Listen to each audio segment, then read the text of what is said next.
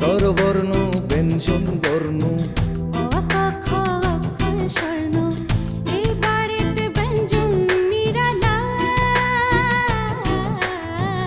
এবারে ব্যঞ্জন হাতাতে হাতাতে নয় কলা পাতাতে সঙ্গে নন্দিনী একলা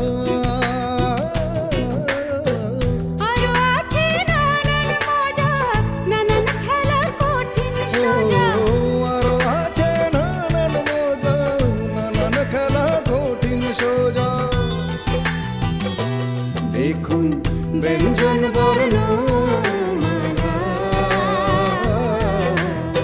স্বরবর্ণ ব্যঞ্জন বর্ণ অক অক্ষর স্বর্ণ এবারেতে ব্যঞ্জন নিরালা।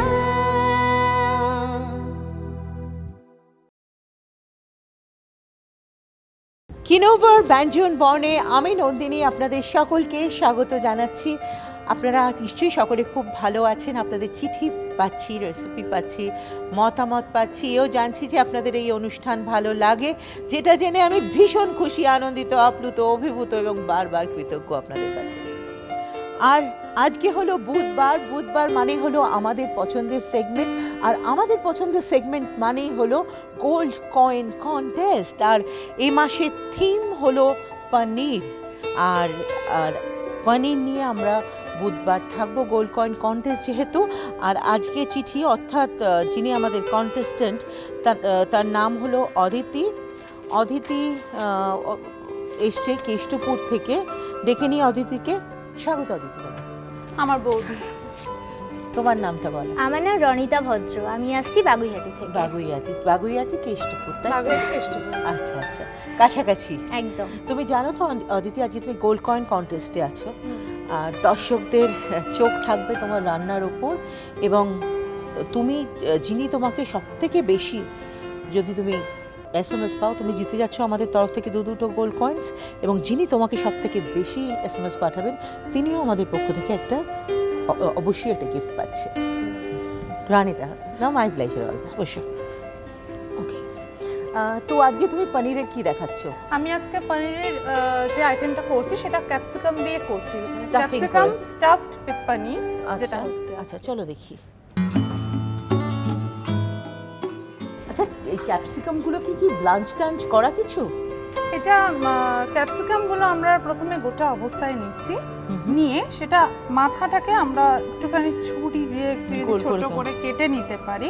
কেটে নিয়ে তারপরে একটু যদি গরম জলের মধ্যে একটু ওটাকে দিয়ে দেওয়া যায়, তাহলে একটু ভাপিয়ে নিলে আমার মনে হয় ওটা আরেকটু বেটার হয়। ঠিক আছে, সেটা করা আছে, সেটা আমি করে এনেছি। তাছাড়া যেটা আছে গাজর কুচি, এর সাথে লাগছে গাজর কুচি, কড়াইশুঁটি কুচি, বিনস, পনির ছোট ছোট করে কাটা, কাজু, কিশমিশ, গোলমরিচ আর লঙ্কা কুচি, আর গার্নিশিং করার জন্য আমি রাখছে আমার ফ্রেশ ক্রিম অ্যান্ড যেটা হচ্ছে গোলাপ ফুলের পাপড়ি। আচ্ছা, এটা কি? এটা আছে জিরে গুঁড়ো, গোলমরিচ আর লঙ্কা দিয়ে এটা বানানো হচ্ছে, মানে যেটাতে আমি বলতে পারবো যে মশলা একদম থাকেই না, আর শরীরের পক্ষে একদম কোনো ক্ষতিও করবে না। খুব অল্প সামান্য অয়েল দিয়ে যেটাকে আমরা তৈরি করব। Let's hope so. চলো, প্রথমে কি দেবো বলো? এতে কি দেবো? এতে আমি হোয়াইট অয়েল নেব, অল্প, ব্যাস এইটুকুনি অয়েল নেব।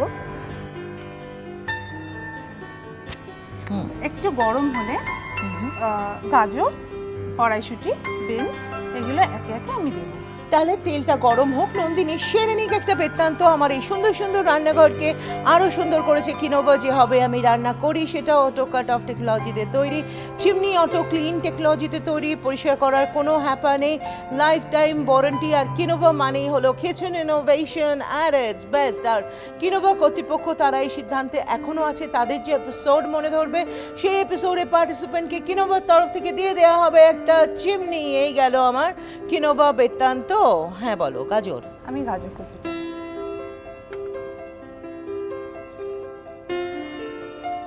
এটা স্টাফিং এর জন্য।